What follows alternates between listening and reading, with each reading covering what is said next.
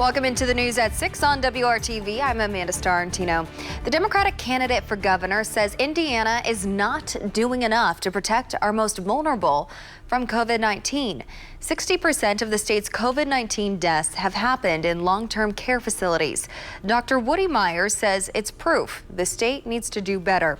WRTV Investigates Kara Kenny has been tracking concerns in nursing homes since the beginning of the pandemic and joins us now with what he says needs to change. Governor Holcomb and his administration have said since March the state's most vulnerable population is their top priority. But Holcomb's challenger says the numbers show otherwise. Every day, about 27 nursing home residents test positive for COVID-19, and every week, about 24 die from the virus. 1,800 long-term care residents have died, making up 60% of the state's COVID-19 death total, yet they comprise only 7% of the state's total positive cases. I believe very strongly we're not doing all we should do. We haven't done what we should have done. Dr. Woody Myers is running for governor. He's a physician and a former Indiana State Health Commissioner. The state didn't facilitate quickly enough of the transportation of the supplies to our nursing homes, so that was an issue. While the state tested nearly all nursing home staff in June and August, Indiana has not tested all long-term care residents. It upsets me. It makes me angry that we didn't respond better. So what should we do right now? Our testing resources should really be concentrated in places where the virus is most prevalent. And we know that our nursing home patients are at most risk, and so they should get additional testing resources.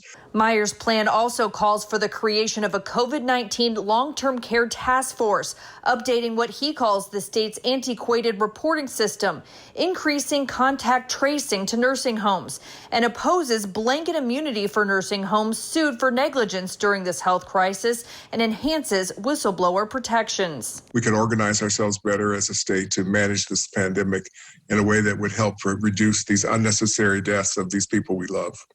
The federal government is sending testing kits to long-term care facilities throughout Indiana. Indiana nursing homes have received 200 antigen tests that will allow for quick results.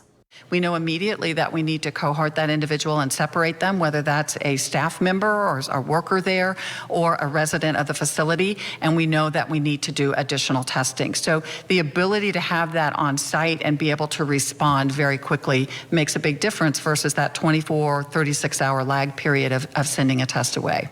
Myers also criticized the Holcomb administration for taking 5 months to post the state's long-term care dashboard, showing where residents have died and where outbreaks are occurring. Our current governor has promised and failed on his promise of transparency.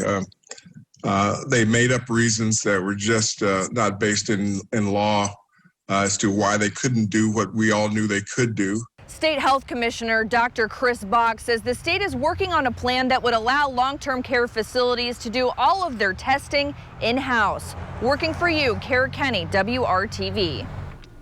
Governor Holcomb's campaign says through every step of this global pandemic, Governor Holcomb has prioritized the health of Hoosiers, including those who call long-term care facilities home, their families, and our healthcare workers. While Woody advocates for more bureaucracy, Governor Holcomb continues to provide the necessary support and resources to help stem the impact of this pandemic on our vulnerable communities, end quote.